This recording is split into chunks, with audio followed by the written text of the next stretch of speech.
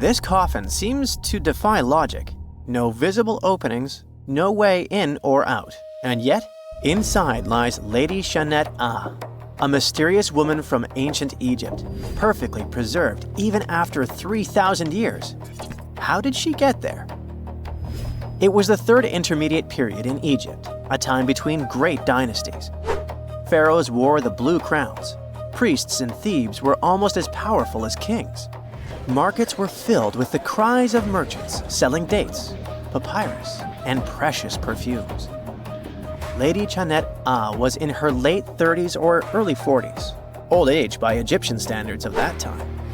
Like other Egyptians at the time, she ate meals of bread, lentils, and fish. By that age, her teeth were already badly worn down, yellowish with enamel eroded, because food in ancient Egypt often had grains of sand in it. But she wasn't just a regular woman. When she passed away for unknown reasons, her burial was lavish. Locals wrapped her body in expensive linen and adorned with artificial eyes to replace her real ones that would help her see in the afterlife. And that's exactly how we found her 3,000 years later, in a beautifully decorated sarcophagus. It was made of cartonnage, which is kind of like papier-mâché, made by layering linen and papyrus with adhesive. These coffins were wildly strong, lasting for thousands of years, all thanks to Egypt's super dry climate. But most importantly, Egyptians only used it for the elite. So she was someone very important to the locals, though we might never know why. But there was only one huge problem with her mummy. How did they even put her in the coffin? No matter how much researchers looked, there were simply no entry points. The only visible gap was a tiny slit near her feet. But that's not nearly large enough to place her entire body inside. This mystery puzzled them for decades, until they finally learned the truth only recently. They study those mummies at the Field Museum in Chicago using new technology, CT scans. It's basically like taking thousands of X-rays and piecing them together to create detailed 3D images. That's how we can learn more about the bodies without disturbing them. And it turns out the ancient Egyptians were unbelievably clever. They didn't construct the cartonnage around Tut body, which would be a common and easy thing to do. Instead, embalmers created the coffin first. Then, they softened this coffin with moisture to make it flexible. After that, they carefully molded it around her wrapped body.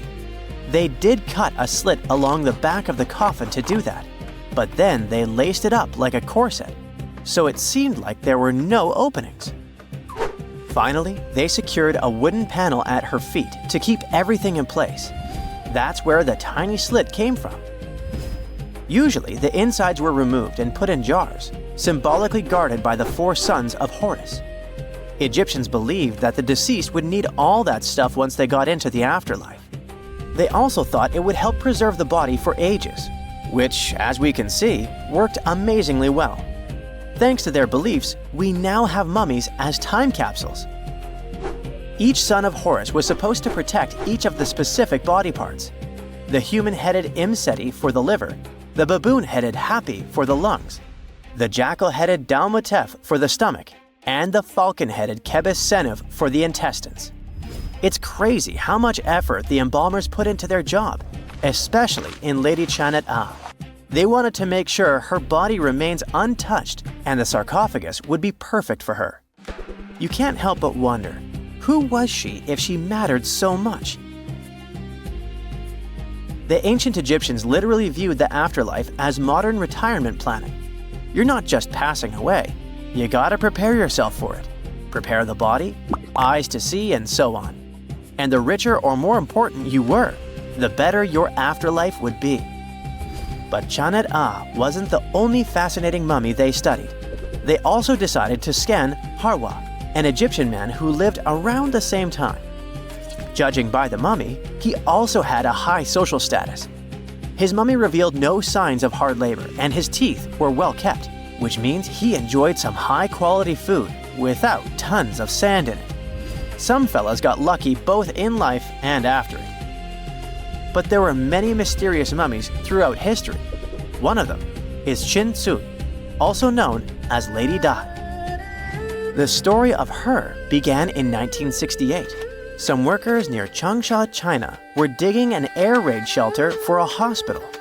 But suddenly, they accidentally uncovered an ancient burial site. They came down there and stumbled upon something incredible. 3 tombs belonging to a noblewoman, her husband, and a young man believed to be their son. She was a noblewoman from ancient China, and she had a fascinating backstory.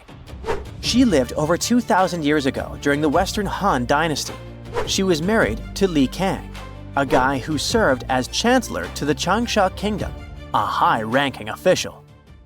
At first, it looks like Lady Di lived a life of luxury and privilege. She had private musicians to play at her parties and for her personal enjoyment. She probably played the guqin, an instrument that back in the day people associated with intellect and elegance. And she certainly ate like an empress. Fine meats, delicacies, and all things like that. Even her wardrobe was full of some exquisite silk, not even mentioning the tons of cosmetics. But all this wealth came at a cost. The more she aged, the worse her health became. She got a full pack: a heart condition, diabetes, high pressure, and liver issues. It also looks like her back was driving her crazy, probably making it hard for her to even move. Finally, as a cherry on top, she developed gallstones. All this packed together eventually led to a heart attack that took her life around the age of 50. There was one haunting detail. Scientists found over 130 melon seeds in her stomach and intestines. Most likely, she ate watermelon just hours before she passed away, which means it was probably during summer when the fruit was ripe. She enjoyed a sweet, simple treat before her life was cut short. The excavation began in 1972, and this wasn't easy at all. Over 1,500 local students had to help. And Lady Di was the most mysterious one. She was buried in 4 rectangular pine boxes, one inside the other like a Matryoshka doll, all wrapped in 20 layers of silk, and all that sealed with lots of charcoal and white clay. The coffins were painted beautifully as well, adorned with protective deities, mythical animals, and clouds which symbolized the heavens. There were drawings of divine creatures and Mount Kunlun. The myth said that on this mountain, people reach eternal happiness. All this told us a lot about the Han Dynasty, their beliefs about afterlife, art, daily lives, and their remarkable craftsmanship. And then researchers finally got to the body. It was astonishing. Soft skin, joints that could still bend, and in general, she was almost intact. She even kept her hair, eyelashes, fingerprints, and even traces of blood. It's like she literally passed away only a few weeks ago. Ancient people used a very clever technique to preserve her. It looks like embalmers put her into some weird, mysterious acidic liquid. This liquid prevented bacteria from growing. Unfortunately, it also gave rashes to all the scientists that touched Lady Di. And this rash lasted for 3 months. And you know what they buried together with her?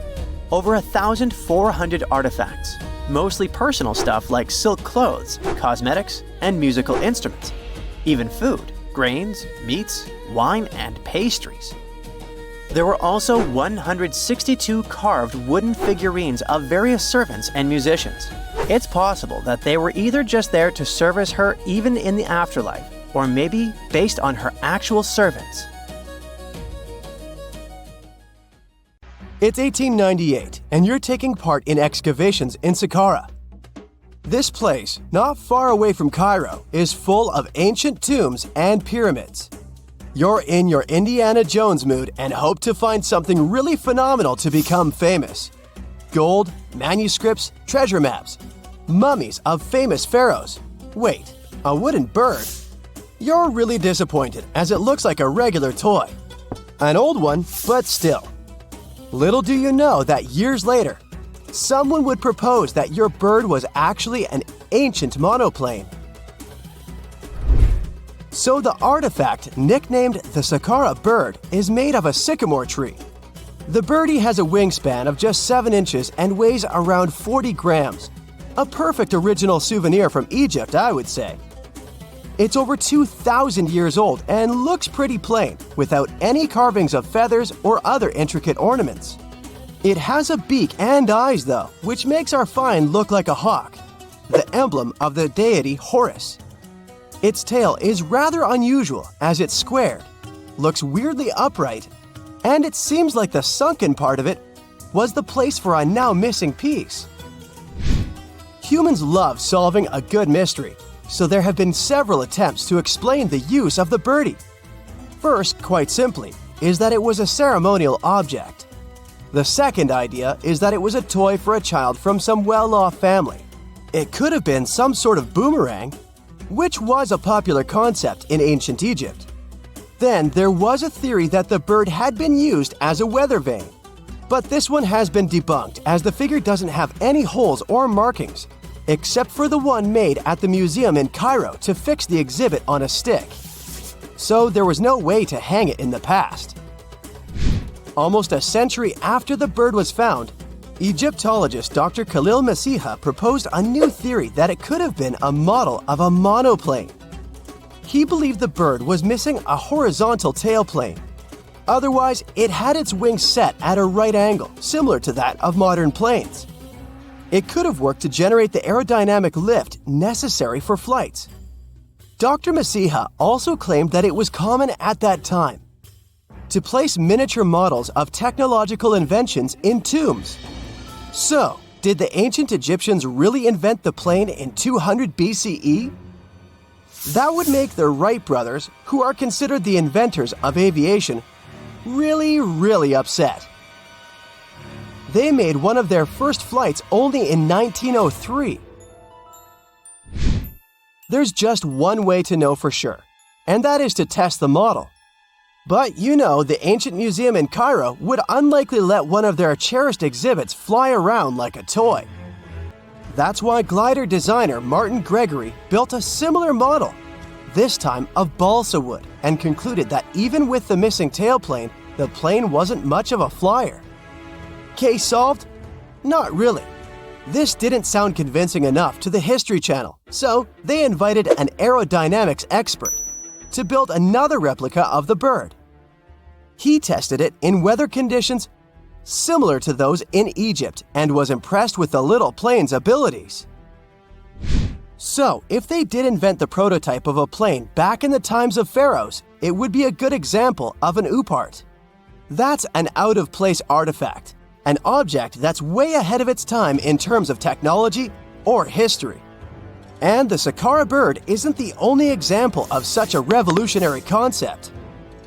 In 1901, a group of divers retrieved the Antikythera mechanism from an underwater shipwreck near the Greek island of Antikythera. It's been dubbed the world's first analog computer, and it's currently dated around 100 BCE. The bronze mechanism could tell the position of the sun, moon, planets, and stars, as well as the lunar phase, the dates of upcoming solar eclipses, and even the speed at which the moon moves through the sky. No one's sure who used it and how or where it was made, but it's obvious that it's extremely precise and way too advanced for its time. The first flushing toilets in the world were invented in the middle of the 20th century. Just kidding.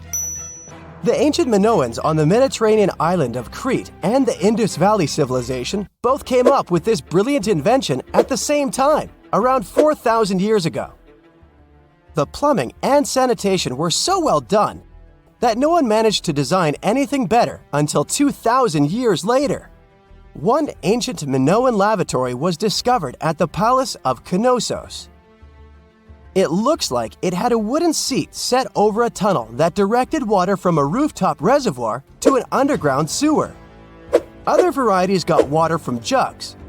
Only the super rich people could afford all this glory.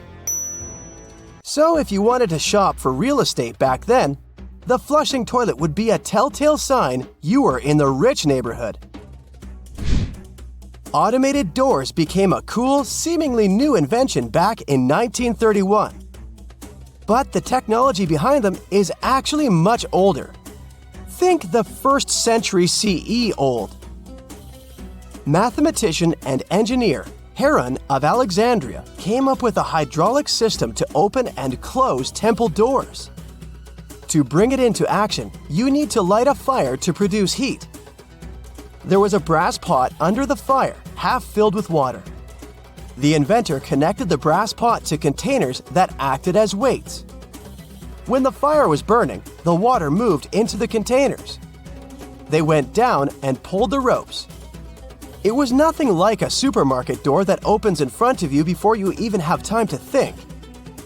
Heron's door took hours to open, and there was no way to stop the process.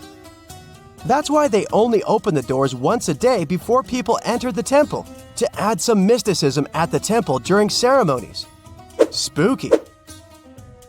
Looks like the first ever battery was invented in Baghdad around 2,000 years ago. A German archaeologist found this oval-shaped clay jar in 1938. Scientists are still not sure what purpose it served and who exactly invented it. There is a theory that it was used for electroplating objects with precious metals. When they filled it with a weak acid like vinegar, the battery produced around 1 volt of electricity. Another theory says it was a vessel for sacred scrolls. Would you like to buy contact lenses designed by Leonardo da Vinci himself? In 1508, he invented a glass lens with a funnel on one side. You were supposed to wear it with water inside to improve your vision. Sounds a bit uncomfortable, doesn't it? So, around a century later, French scientist René Descartes decided to improve the idea and make the cornea contact the future lenses. Contacts because they contact your eyes, get it? The glass tube with liquid did help improve vision, but blinking was sadly impossible. 2.5 centuries later, new technologies in the glass industry let scientists design contacts that would fit in the eye and even let the wearer blink. Thanks, guys! Still, those lenses were made of heavy blown glass and didn't let the eye breathe. About 50 years later, contacts became plastic, lightweight, unbreakable, and scratch-resistant, but still covering the entire eye. And then, in 1948, an English optical technician accidentally sanded down a plastic lens and figured out they'd still be in place even if they covered only the cornea. Imagine you're living in 19th century London and need to send a message to New York. It would have taken about 10 days to get there by ship. So when delivery time went from days to hours in 1858, it was a true sensation. The first message was sent by Queen Victoria herself. It was all made possible thanks to the transatlantic telegraph cable, running under the ocean. Sadly, the new cool invention only lasted a few weeks. It took years to bring it back to life. What is a boat doing in the middle of a desert? You would expect to find a seagoing vessel closer to shore. This is the question archaeologists had been asking for decades. In 1988, there was a storm near one of the most important archaeological sites in ancient Egypt. A wooden structure emerged from the sand. It was hollowed out by termites. Scientists were determined to solve its mystery. In 2000, they began excavating the site near Abydos, Ubidos. An American team of experts soon discovered a boat that was 70 feet long, and it wasn't alone. In total, there were 14 boats neatly resting next to each other. It was impossible to completely dig out the boats because of their poor condition. Luckily, the wood was preserved enough to get a sample. Analyses revealed that the boats were around 5,000 years old, the oldest fleet in human history to this date. The time of their construction predates the pyramids at Giza by half a millennium. Each ship of the fleet rested in a vault that matched its dimensions. The room was roughly a third of the size of a tennis court. It had mud brick walls that featured more than 120 drawings of boats. Ancient Egyptians incised them on whitewashed walls that were excellently preserved. Scientists have known about these mysterious chambers for well over a century. 1901, 1902. A British archaeologist, Arthur Weigel, stumbled upon a strange structure west of the River Nile. His team caught a glimpse of the interior walls. Sadly, a section of the roof collapsed, so they had to call off further exploration. Researchers abandoned the site, but its location remained on the maps. The boat's position first led scientists to think that they rested on a bank of the mighty Nile. But there was a problem with this theory. Today, the river flows almost 7 miles west of Abydos. Further studies of the surrounding terrain showed the Nile didn't change its course throughout history. Also, if the boats floated near a dock, they would be in unstable positions. The 14 vessels at Abydos were perfectly parallel to each other. There was only one conclusion possible. Someone had deliberately placed them like that. They must have gone through a lot of effort. Each boat had enough room for up to 30 rowers. These vessels could really float. They weren't models, but scholars still don't know if they actually sailed any body of water in ancient Egypt. This doesn't diminish the importance of the find. Previously, archaeologists found only small-scale models. In King Tut's tomb alone, there were 35 boat models. For a long time, these figurines were the only clues as to how ancient Egyptian vessels looked like. The boat's design confirms that they were the real deal. They are the earliest surviving examples of something called built boats. Ancient people constructed primitive vessels by hollowing out large tree trunks. The alternative was reed that was tied together to form a raft. The boats at Abydos had planks tied together. This was a major breakthrough in shipbuilding. During their lifetime, the boats must have seemed impressive. Timber was a valuable commodity at the time. There was no wood in the desert. Cedar had to be imported from Lebanon. The only person who could afford such luxury was the pharaoh. Studying the area around the ancient fleet provided more answers. Scientists discovered a mud brick structure where Egyptians worshipped the pharaoh. Its approximate date of construction matches that of the wooden boats. The same bricks out of which this building was made were used to encase the fleet. At the time of their construction, the rooms they were stored in had a ceiling. That's the section that archaeologists stumbled upon in the early 20th century. Just like mummies and coffins, these marvelous ships rested inside splendid vaults. The exterior of these rooms was also impressive. The outer walls originally had a plaster of white limestone. It reflected sunlight.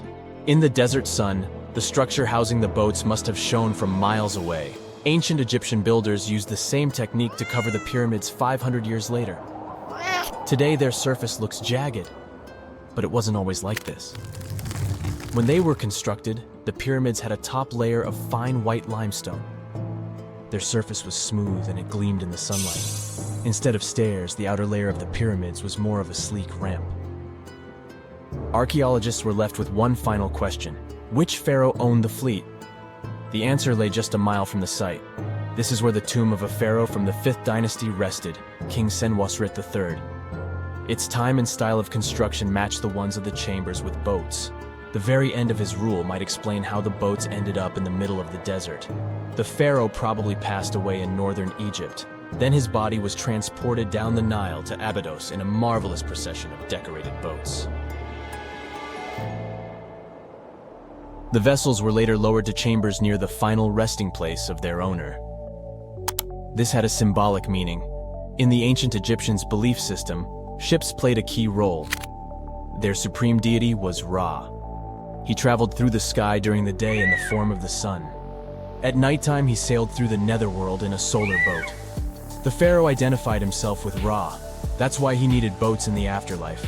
That was the only way to regenerate himself.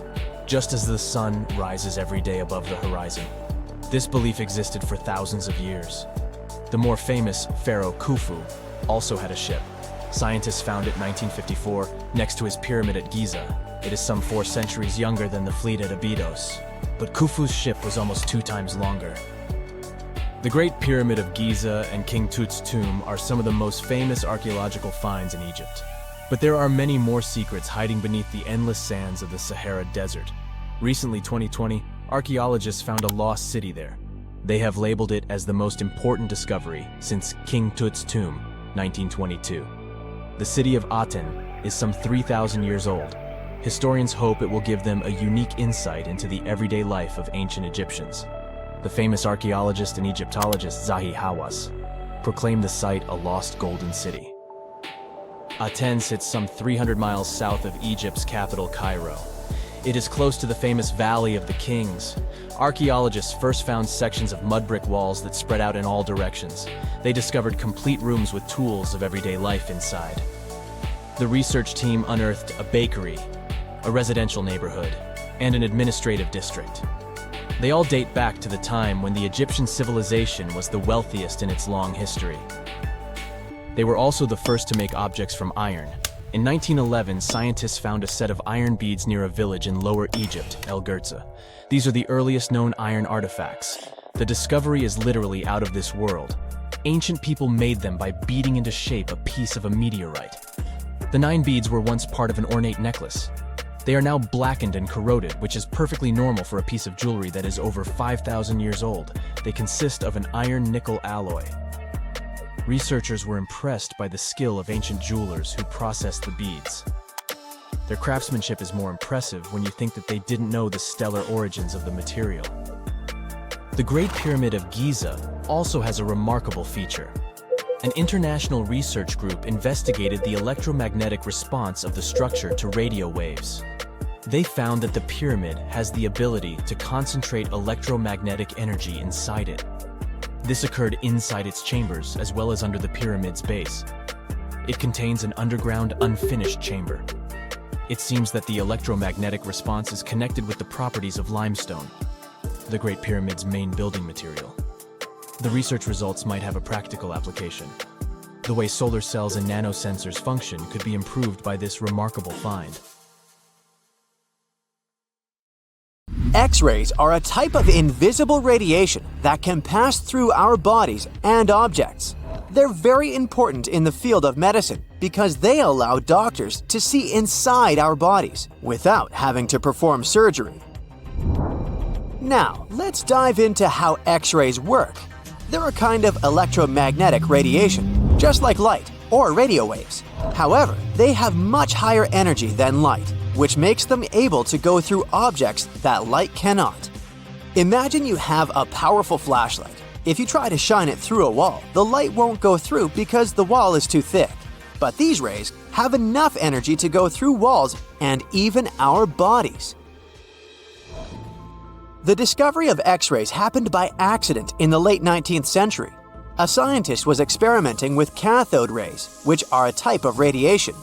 He was working in his lab and noticed that a nearby fluorescent screen started to glow, even though it was not directly exposed to the cathode rays. He realized that something invisible was causing the fluorescence, and he named it X-ray, because X is the mathematical symbol for something unknown. He continued experimenting with such rays and discovered that they could pass through many objects, like flesh and bones, but not through denser materials like metal. He also found that X-rays could create images on photographic plates, just like a camera takes pictures. The way this works is quite fascinating. Imagine you're standing in front of a bright light and you hold your hand in front of your face. Your hand blocks the light and you can't see through it. But if you place a sheet of tissue paper in front of your hand, some light will pass through, and you'll be able to see the outline of your hand. X-rays work in a similar way. When a doctor wants to take an X-ray of a part of your body, they will ask you to stand or lie down next to a machine. This device has a special plate that can capture the image. Let's say the doctor wants to further examine your arm. They will place the X-ray plate on one side of your arm and the machine on the other side. Then, the machine will produce a controlled burst of X-rays that pass through your arm. Remember how we talked about the tissue paper allowing some light to pass through? Well, in this case, some of those X-rays will go through your arm, while others will be absorbed or blocked by the denser parts of your body, like bones. The plate captures the X-rays that pass through your arm, and it creates an image. This image shows the bones and other structures inside your body, allowing the doctor to see if there are any problems or injuries. Now, you might be wondering why X-rays can pass through some things but not others. It has to do with the density and composition of the objects. Denser materials like bones absorb more X-rays, so they appear white in the image. So when you look at the result, you'll see your bones as white shapes. Other tissues like muscles and organs are less dense and allow some of those rays to pass through, so they appear as gray shadows. What if I told you there's a whole new way you can peek inside objects, but without using X-rays? I'm not talking about magic powers. Take a comfortable seat while I explain what mugraphy is. This fascinating scientific technique allows us to see inside objects and even beneath the Earth's surface using a special type of particle called a muon. These elementary particles are very similar to electrons, but they're much heavier. They are created high up in the Earth's atmosphere when cosmic rays, which are particles coming from space, collide with the air molecules. Now, muons are special because they can pierce through different materials. They can pass through rock, soil, and even buildings. Scientists realized this potential back in the 1950s when they were studying cosmic rays and noticed that some of the particles could pass through thick materials. The first muography experiments took place in the 60s. Specialists discovered that muons can be detected using special devices called muon detectors. These detectors are usually placed underground or in specially designed laboratories to shield them from other particles and background radiation. Now let's dive into how muography actually works. Imagine you have a large object, like a pyramid, a mountain, or even an ancient statue, and you want to see what's inside without damaging it. First, detectors are positioned around the object or in the area you want to examine. These detectors are sensitive to muons and can track their paths. When such a particle passes through a detector, it leaves a trace, like footprints in the sand. By collecting data from multiple detectors, scientists can reconstruct the paths. Here's where things get really cool. The Earth's atmosphere acts like a natural filter for muons. It turns out that the more massive an object is, the more particles it will block. So, if you have a large, dense object like a mountain, fewer muons will pass through it compared to a smaller, less dense object, like an empty box. This difference in the number of particles that reach the detectors can give us clues about what's inside the objects. Scientists use computer algorithms and mathematical techniques to analyze the data and create images.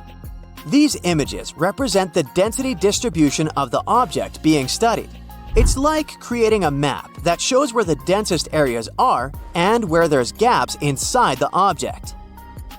The concept of muography is similar to using shadows to understand the shape and size of an object. Imagine you're standing in front of a bright light and you place your hand between the light source and a wall. You'll see a shadow of your hand on the wall. Based on the shape and size of the shadow, you can get an idea of what your hand looks like, even though you can't see it directly. This technique has been used to study various objects and structures. For example, scientists have used it to explore the inside of volcanoes and pyramids, and even to investigate the structure of mountains and the Earth's crust.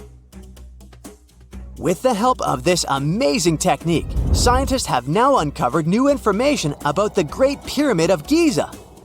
They discovered something that had eluded tomb raiders for centuries. They found a hidden chamber. And guess what they named it? The Big Void. Yeah, I know, not the most creative name. They even used 3 different muon detection techniques just to be super sure that it was indeed a big, mysterious void inside the grandest pyramid of them all. Once news got out about this mind-boggling discovery, Egyptian authorities couldn't resist the temptation to explore further. So they brought in an endoscope camera to confirm the existence of this epic void. So they inserted a camera through one of the openings underneath the entrance, and voila, it revealed a corridor. More so, the corridor had a chevron ceiling. I can't help but imagine the ancient Egyptians using it as a cool dance floor.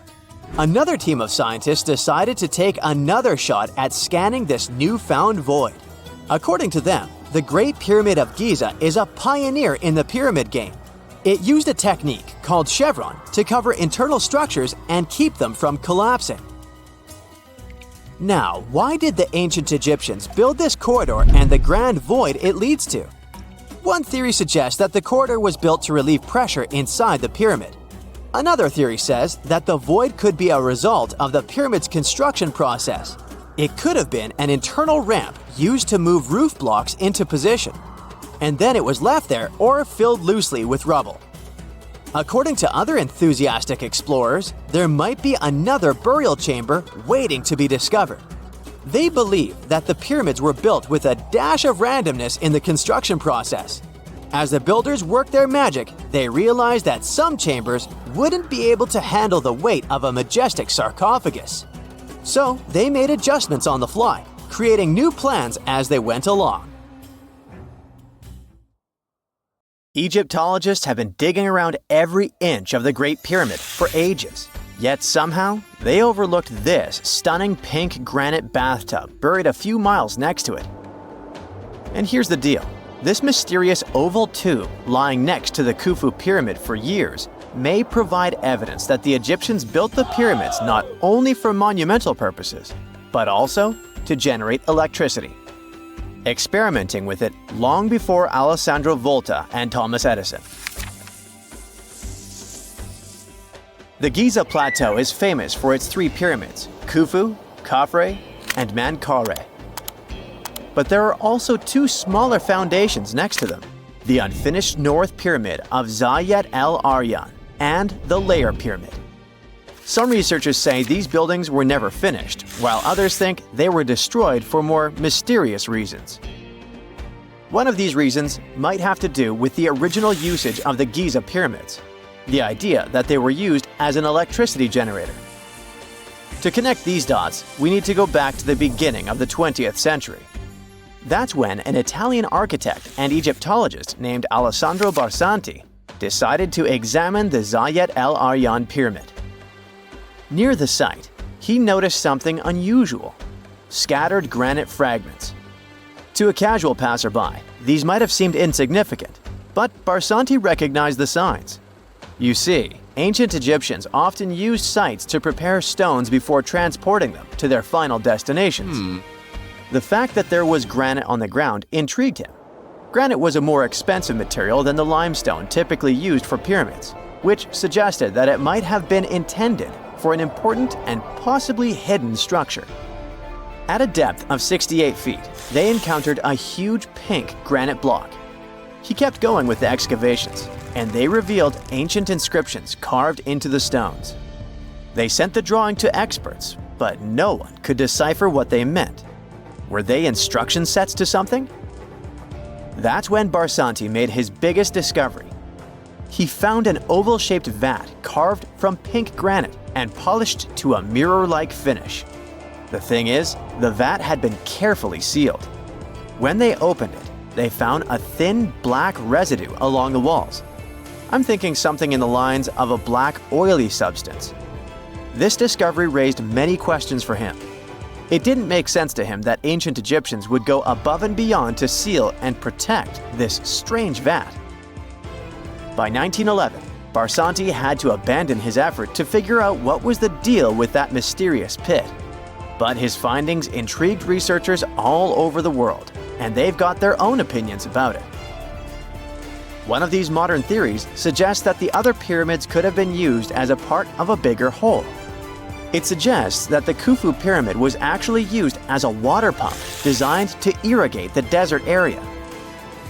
Apparently, the pyramid's internal chambers would function as a hydraulic system. In the 1990s, an engineer took this theory seriously and studied the pyramid's subterranean chamber. Surprisingly, he found actual signs of water damage.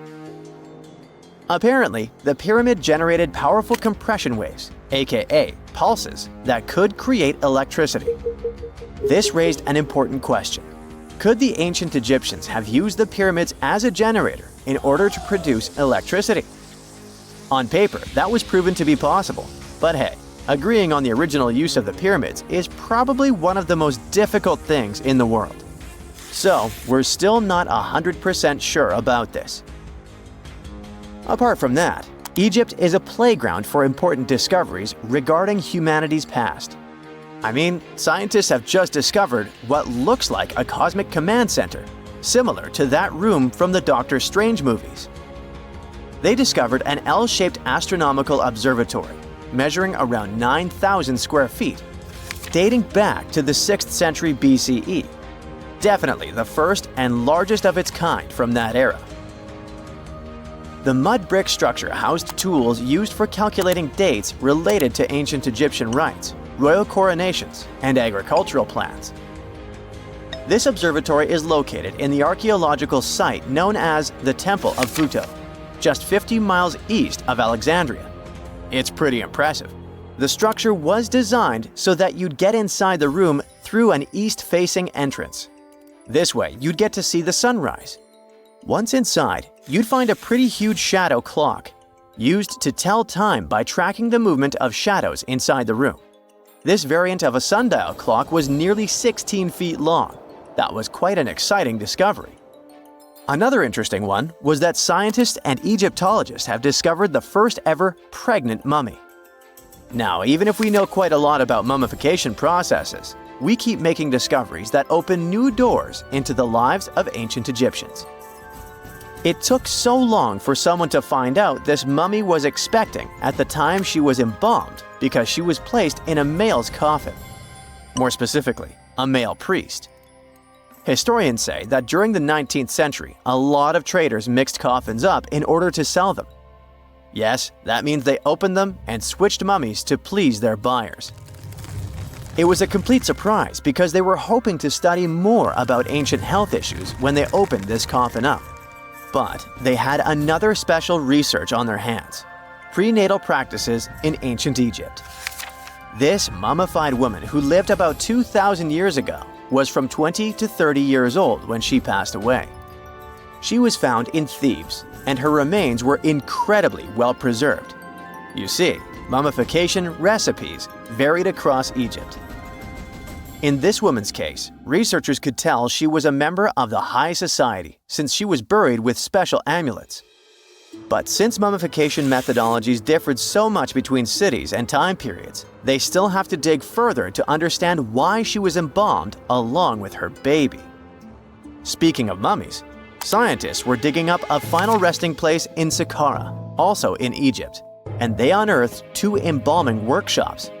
One was for humans and the other for sacred animals. Apparently, the workshops date back to about 2,400 years ago. They were equipped with stone beds, clay pots, and ritual vessels. Everything you needed to mummify. But that's not all.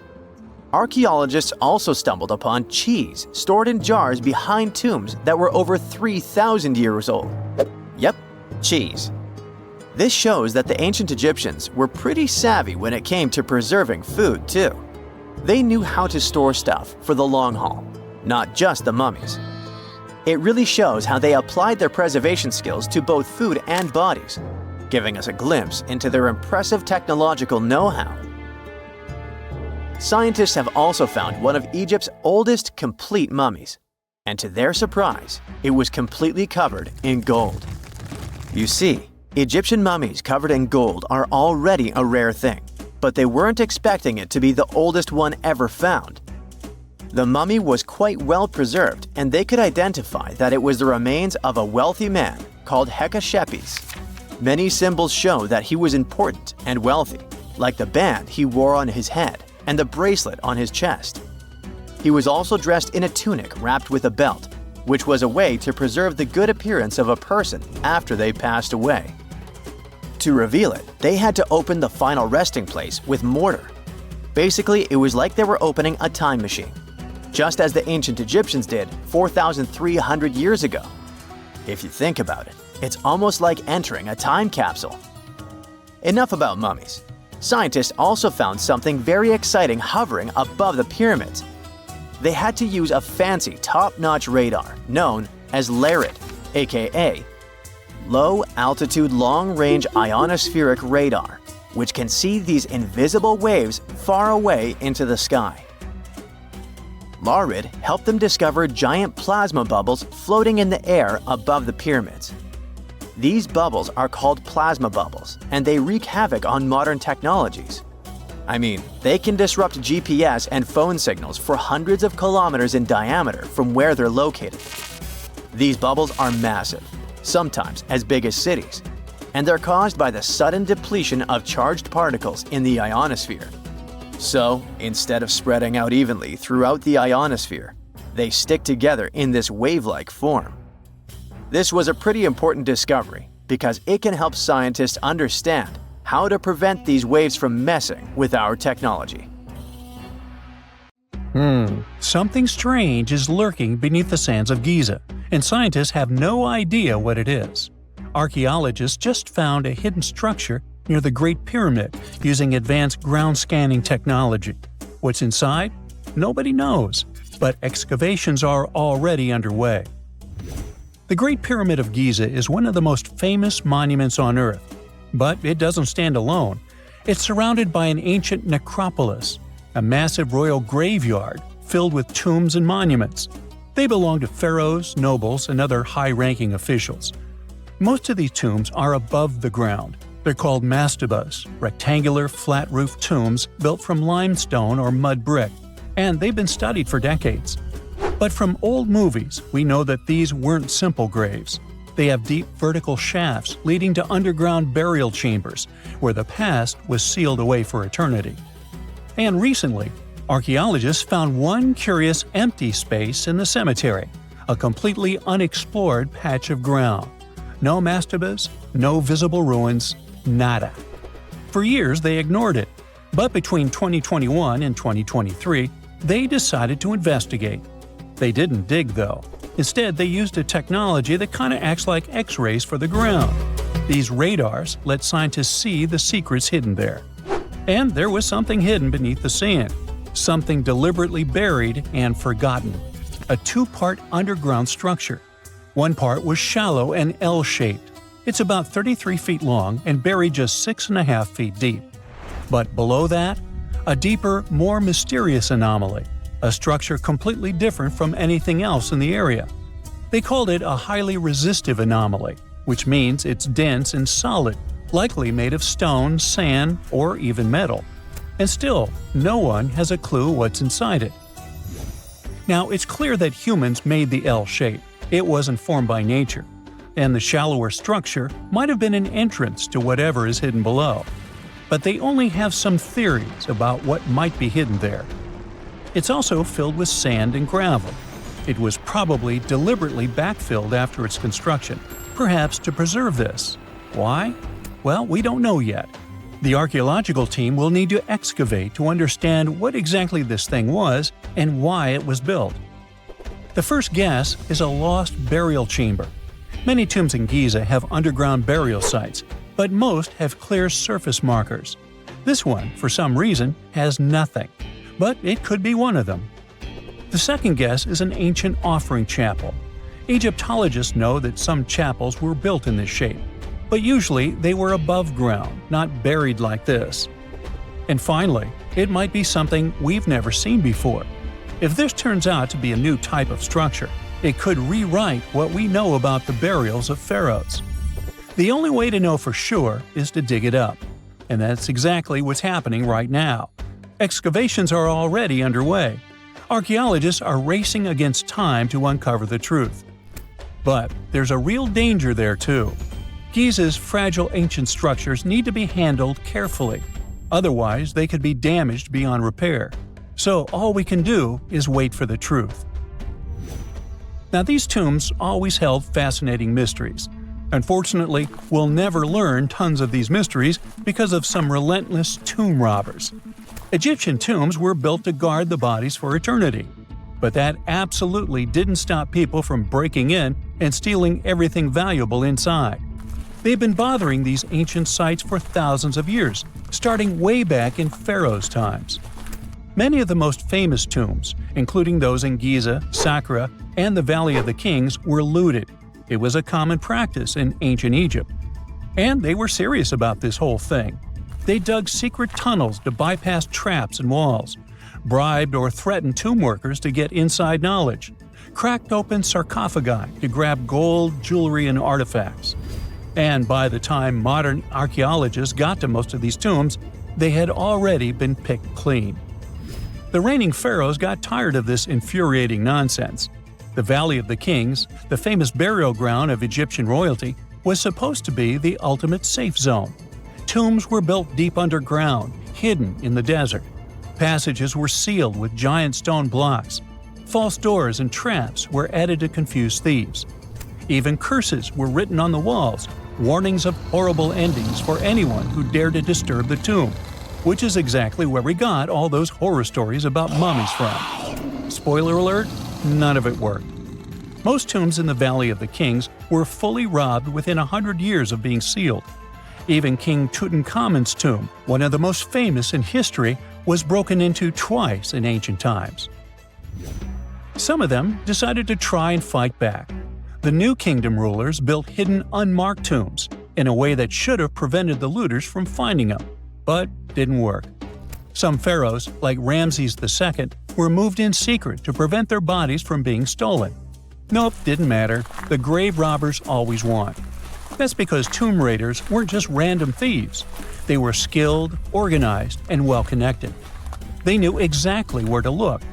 Many were the ones who had built these sites in the first place, and they knew where the entrances were. If they couldn't smash through the doors, they'd dig through the walls, floors, and even ceilings to break inside. They also worked fast, often within a few years after the tombs were sealed, before anyone forgot where the valuable stuff was. The Khufu's pyramid, the one that's next to this newly discovered structure, was looted long before modern times. The one thing left inside when explorers got there?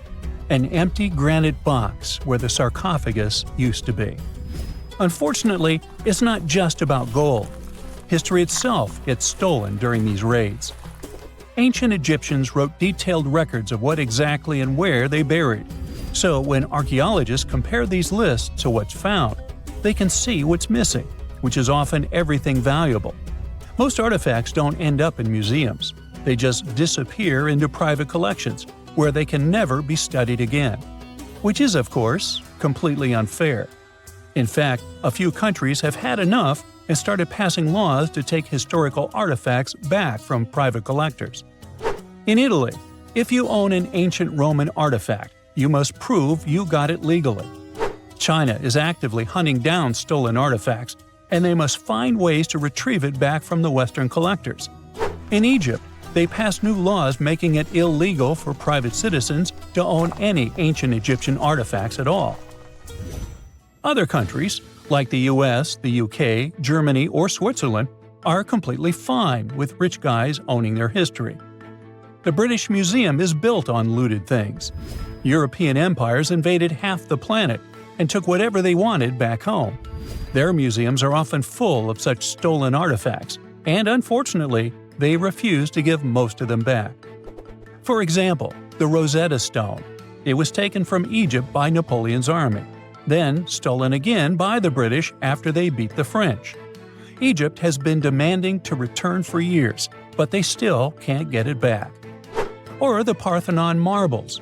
These magnificent, massive Greek structures were taken from the Parthenon in Athens by a British lord in the 19th century.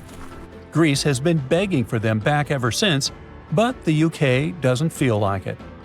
Not to mention tons of Mesoamerican artifacts scattered in various museums across the world. European explorers raided Mayan and Aztec temples, took statues, jewelry, and sacred objects, and now Mexico is fighting to get them back. Well, wouldn't it be surprising even if this mysterious underground chamber has somehow been looted already? But if it's a newly found place, could it be one of the few that escaped the hands of grave robbers? Could there still be ancient artifacts, untouched for 4,500 years? We can only hope that those guys didn't get there first. Beneath the sands of Luxor, scientists found something that was perhaps never meant to be found.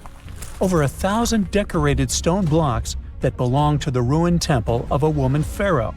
It got us thinking, why was this temple so brutally destroyed, and who was this woman? Her name is Hatshepsut, and she is now considered one of Egypt's greatest pharaohs, but for a long time, history almost forgot her. She ruled during the 18th dynasty, from around 1479 to 1458 BCE. She's remembered for her ambitious building projects, successful military campaigns, and flourishing trade expeditions. It turns out she was one out of 4 women to take the title of pharaoh in Egyptian history. The next woman would have to wait for 1,500 years to reign, and that woman we know as Cleopatra. The story of how Hatshepsut got to be a pharaoh is the most colorful part of this tale. As far as most dynastic rules go, it's usually men that are first in line for royal thrones. In Egypt, that was the same. That's why, when Pharaoh Thutmose I had a daughter as his firstborn, that was a big no-no as far as his succession line went. A few years later, Pharaoh Thutmose I passes away. The crown passed to Thutmose II, who ruled briefly, only to leave the throne to his infant son, Thutmose III. In this scenario, Hatshepsut was this pharaoh's stepmother. So what happened was that Hatshepsut served as advisor to her stepson, since he was too young to rule on his own. But after 7 years, she made an unprecedented move. She decided to seize power and declared herself Pharaoh of Egypt. Now this was not a simple power grab. Hatshepsut understood that if she wanted to rule, she had to present herself as a legitimate king. In a bold move, she adopted the full royal regalia, including the false beard traditionally worn by male pharaohs. She was often depicted in statues and hieroglyphs as a man, wearing the pharaoh's kilt and headdress. But this wasn't about disguising herself. Experts believe she never tried to hide her identity. Inscriptions on her statues often included feminine titles, like Daughter of Re, or grammatical structures that combined male and female terms, such as His Majesty herself. This showed that while she adopted traditional symbols of kings, she still acknowledged her true gender. But she needed to go even further. To legitimize her rule, she crafted an elaborate origin story. She claimed that the deity Amun himself had visited her mother in the form of her father, Thutmose I, and that she was his divine daughter. Now this was no small claim, since pharaohs were seen as deities on earth. By aligning herself with Amun, she strengthened her right to the throne. In temple carvings, she depicted this divine birth with Amun, presenting her as his rightful heir. These narratives weren't just mythology, they were tools, ensuring her position remained unchallenged. Hatshepsut also took a new name, Ma'at Kari, which translates roughly to "Truth is the soul of the sun god." The word Ma'at was central to Egyptian beliefs. It represented order, justice, and divine balance. Pharaohs were expected to uphold Ma'at to ensure Egypt's stability. By calling herself Ma'at Kari, Hatshepsut was likely reinforcing that she was a legitimate and rightful ruler. Her reign was truly great. She led Egypt into an era of peace and prosperity, launching massive building projects and restoring temples across the kingdom. Her most famous achievement was the construction of her temple at Deir el-Bahari, a pretty impressive architectural masterpiece carved into the cliffs of Luxor. Hatshepsut initiated one of the most ambitious construction projects in ancient Egyptian history, commissioning monuments, temples, and obelisks to immortalize her reign. It's argued that she continued with the construction of the Avenue of the Sphinxes, a grand road lined with statues leading to the Karnak Temple. For many, her shining architectural achievement was the towering obelisk she had carved from single pieces of granite. One of these, weighing over 320 tons, still stands today. Now, beyond building, she expanded Egypt's influence through trade. She sent an expedition to the mysterious land of Punt, believed to be modern-day Somalia or Eritrea, bringing back riches like gold, ivory, and exotic animals. Her fleet of ships sailing the Red Sea marked the first recorded trade mission of its kind, establishing economic ties that would benefit Egypt for generations. Yet, for all of her success, something strange happened after Hatshepsut passed away. Her successor, aka her stepson Thutmose III, who had been overshadowed by her rule, took a drastic step. He ordered her name to be erased from history. Her statues were defaced, her inscriptions chiseled away, and her achievements credited to other rulers. It was as if she had never existed. Some believe Thutmose III wanted to reclaim his rightful place as pharaoh, while others suggest that later rulers, uncomfortable with the idea of a female pharaoh, sought to restore traditional male dominance. The story gets even more tragic. The power struggle between stepmother and stepson continues, since, even after her passing away, Thutmose III built his own temple right next to Hatshepsut's at the Valley of the Kings. but he built his temple with one deliberate modification. His monument was built 11 feet higher than hers. Mind you that this was no accident, it was a symbolic statement. He wanted to overshadow her legacy. But history had other plans. Hatshepsut's legacy started to be rediscovered in the 19th century, and it was only through careful archaeological investigation that her reign was properly recognized. Today, Hatshepsut is remembered as one of Egypt's greatest pharaohs.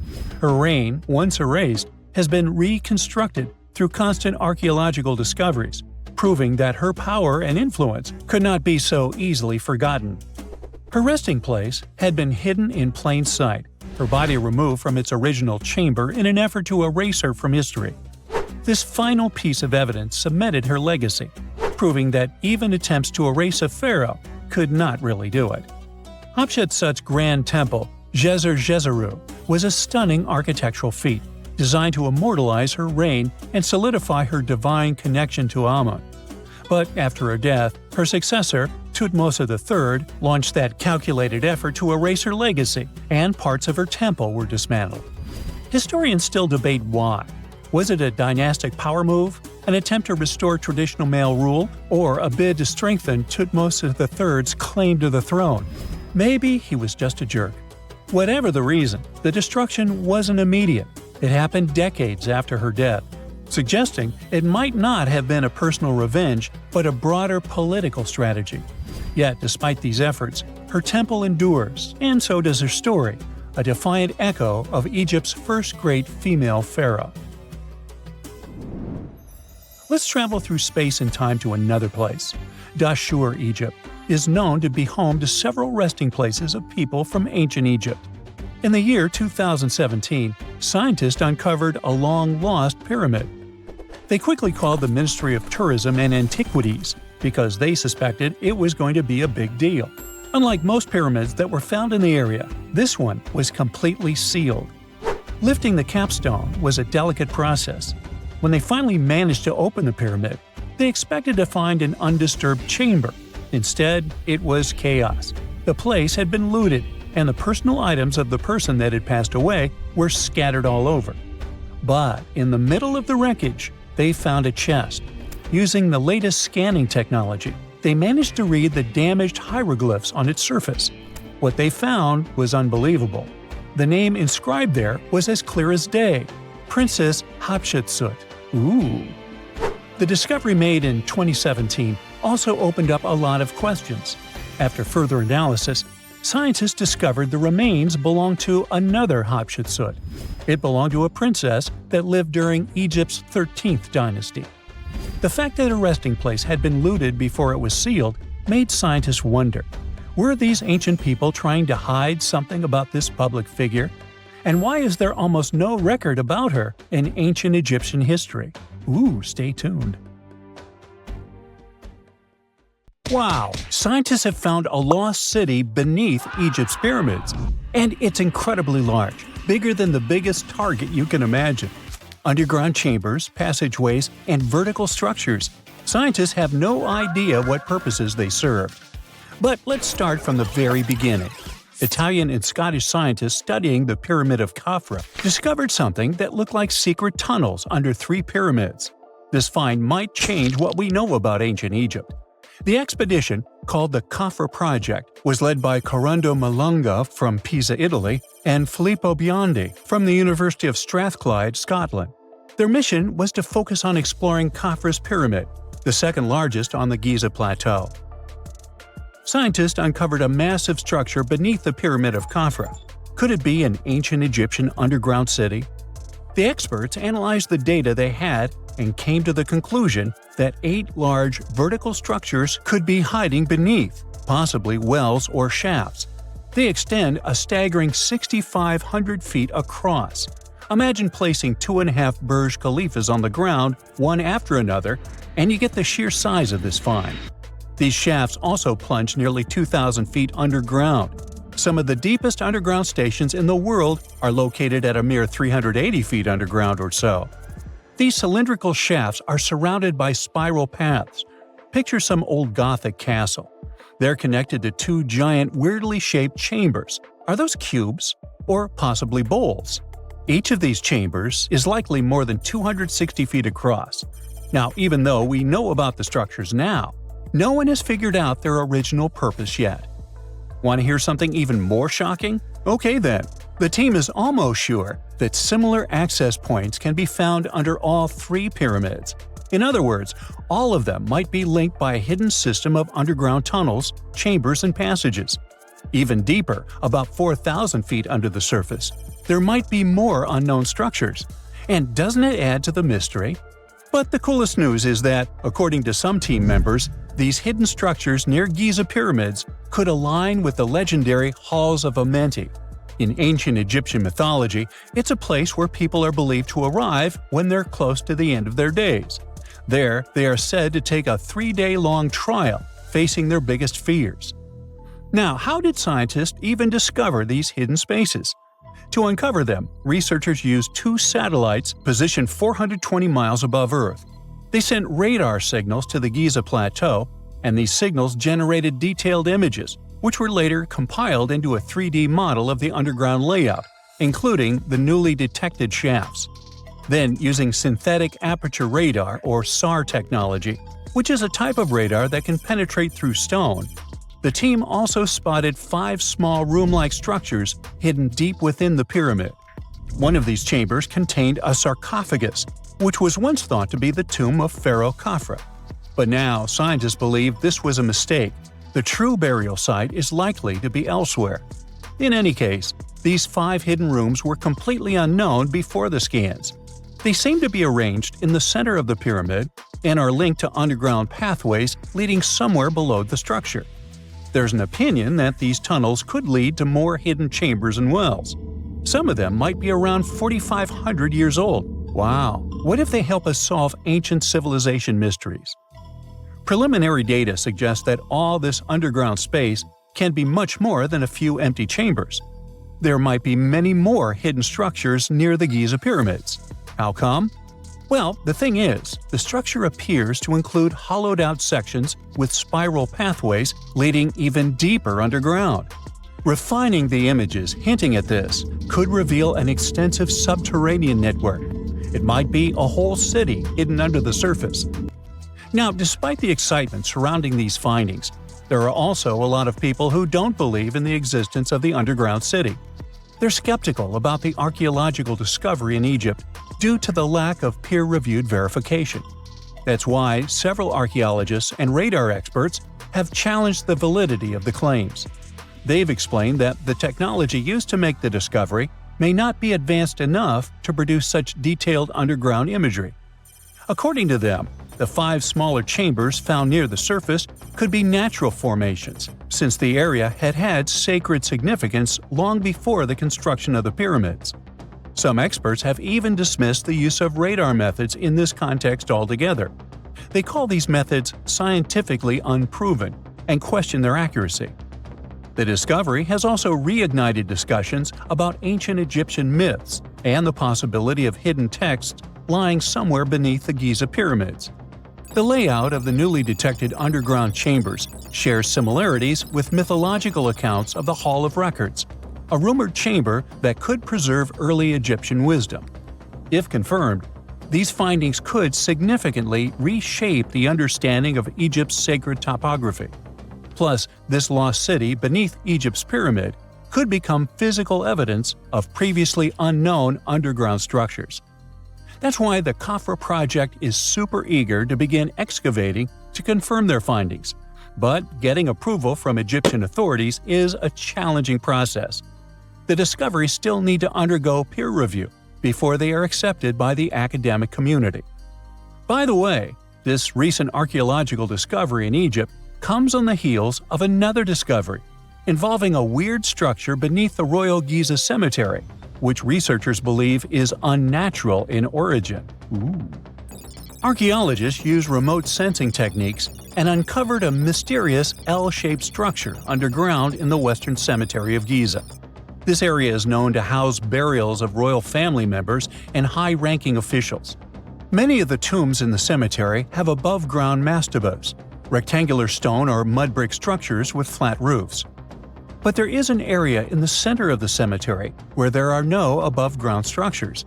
To investigate this unexplored region, the team used electrical resistive tomography and ground-penetrating radar.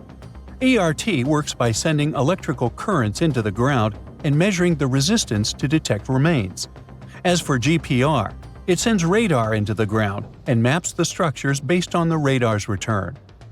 The team found an anomaly about 6.5 feet beneath the surface. It appeared to be an L-shaped structure measuring at least 33 feet in length. The readings suggested that the structure had been backfilled with sand after its construction. This made the team hypothesize that it could be a mix of sand and gravel, or possibly an air void. This anomaly was classified as a highly resistive structure, which meant it didn't occur naturally. Motoyuki Sato, the study's lead author and professor at Tohoku University in Japan, claims that the structure is not a natural formation due to its sharp shape. Another weird thing about ancient Egyptian pyramids is that historians have long believed that they were built primarily for royals and high-status individuals who had the wealth and power to create such massive structures. However, new research from the archaeological site of Tombos in modern-day Sudan challenges this assumption. The thing is, Tombos' pyramid may have served as burial sites for low-status workers as well as elites. The hard-working members of ancient communities may have found their last resting place in some of the most visible monuments, including the pyramids. Located along the Nile River in the ancient region of Nubia, Tombos became part of Egypt after its conquest of the area around 1400 BCE. That's when Egypt established the site to strengthen its colonial control. Workers at Tombos built pyramids, but those were much more modest than the famous pyramids of Giza. The research team reanalyzed 110 human skeletons from Tombos, originally studied in 2012. In particular, they examined the entheses, the areas where tendons and ligaments attach to bones. Such an analysis can give us insights into the amount of physical labor a person performed. When someone does hard labor, their bones often develop distinct crests and ridges at these attachment points due to the stress on the tendons and ligaments. And while some skeletons showed little change in their entheses, suggesting they belonged to individuals from the upper classes, others showed more serious changes. It means they belonged to lower-class workers. This finding can totally challenge our earlier understanding of pyramid burials, especially the idea that only elites were buried in the pyramids, because the pyramids themselves were designed for the elite. This recent research may prove that lower-class workers may have found their final resting place in these monumental structures too. It turns out the Great Pyramid of Giza might be way older than we think, like over 20,000 years old. That's older than farming or written language. But then, who built such astonishing monuments? Were those even human? Italian researcher Alberto Donini based his idea on something called the relative erosion method. In short, you look at how stone wears down over time and say, yeah, this kind of damage would take way longer than a few thousand years. But before we dive deeper, here's a quick refresher on the pyramids themselves. The pyramids of Giza are some of the oldest giant stone structures ever made by humans. 2 of them are still the tallest pyramids ever built in the ancient world, and the Great Pyramid of Khufu is the tallest of the 3. There's one more reason why that Great Pyramid is special. It's the only one of the original 7 wonders of the ancient world that's still standing today. Now, these pyramids weren't built in one sudden aha moment. A lot of people over many generations worked on them, and you can see their progress over time. Early pyramids have mistakes, weird angles, and structural issues. As for the later ones, they get cleaner and more efficient. It looks like the builders were slowly figuring things out. Each generation solved new engineering problems and got better at it. It's like updates to a smartphone. Each new version is smoother and more advanced. This brings us to the big questions. How old are the pyramids? And who built them? Oh, and how on earth did people move and stack stones that weigh as much as trucks without modern machines? Well, so far we have pretty solid evidence for the general timeline and the workers involved in the process. But the exact construction methods are still debated. And that's why claims like this 20,000-year-old pyramid idea get so popular. Most historians stick with the traditional dating, around 4,500 years old. Now let's get back to the relative erosion method. Wind, rain, heat, cold, they all slowly eat away at rock. And the longer a stone sits outside, the more damage it collects. Like how an old sidewalk looks way rougher than a brand new one. And the Great Pyramid wasn't always rough and blocky. It used to be wrapped in smooth white limestone. But after a big earthquake in the year 1303, Egyptians pulled off the outer stones and used them to rebuild Cairo. That's why parts of the pyramid have only been exposed to the weather for about 675 years. At the base of the pyramid, there's a limestone pavement. Some of it was hidden under those casing stones for thousands of years and only got exposed after they were removed. Right next to it, there's pavement made of the same stone, but it has been exposed since the day the pyramid was built. These different amounts of time in the open turn the pyramid into a natural stopwatch. Basically, Donnini looked at two parts of the same stone, asking a simple question. If this much damage happened in 675 years, how long would it take to make that much damage? To get the answer, he didn't examine just one spot. He checked 12 different places around the pyramid, because stone doesn't wear down evenly everywhere. Some areas get more wind, others are exposed to more sun, and some may have tiny cracks that speed things up. Because of that, the numbers he got were very different. Some spots made the pyramid seem pretty young. Other spots made it seem crazy old. So instead of picking one number, he averaged them all together. And when he did that, the average came out to around 25,000 years old. If that estimate is even a bit close, it would mean the pyramid was built way earlier than we think, somewhere around 2300 BCE. Now, Donnini doesn't claim this is an exact date. According to his analysis, there's a strong chance that the pyramid is much older than traditionally believed, but it's not a guarantee. So, it's no wonder that a lot of experts strongly disagree with this theory, which makes it controversial. Now, that's a great thing about science. It's based on facts, not whatever is popular at the time. But let's sneak a peek inside these mysterious ancient pyramids. The Great Pyramid is the oldest of the three famous pyramids of Giza, and it's also the biggest. It was built as a tomb for Pharaoh Khufu, who ruled during Egypt's 4th dynasty. If you've ever heard the name Cheops, that's just the Greek version of Khufu's name. Basically, same guy, like Robert versus Bob. Right next to the Great Pyramid, there are two more large pyramids. Those weren't some random projects, they were built for Khufu's family. All three were constructed during Egypt's Old Kingdom, spread out over 3 generations of rulers. We really can't pin down the exact dates because we don't have enough evidence. Historians have to piece the whole story together with the help of ancient records, inscriptions, and radiocarbon dating, like assembling a timeline from half-burned notes and faded receipts. One big mystery is whether each pharaoh lived long enough to see their pyramid finished. These projects were massive and took years, even decades. It's very possible that some pyramids were completed by the next ruler after the original pharaoh passed away. The Great Pyramid itself was likely built around 100 years after an earlier one, which was a step pyramid. It was kind of a prototype that helped Egyptian builders figure out how to go from stacked steps to smooth-sided giants. But how did they actually pull this off?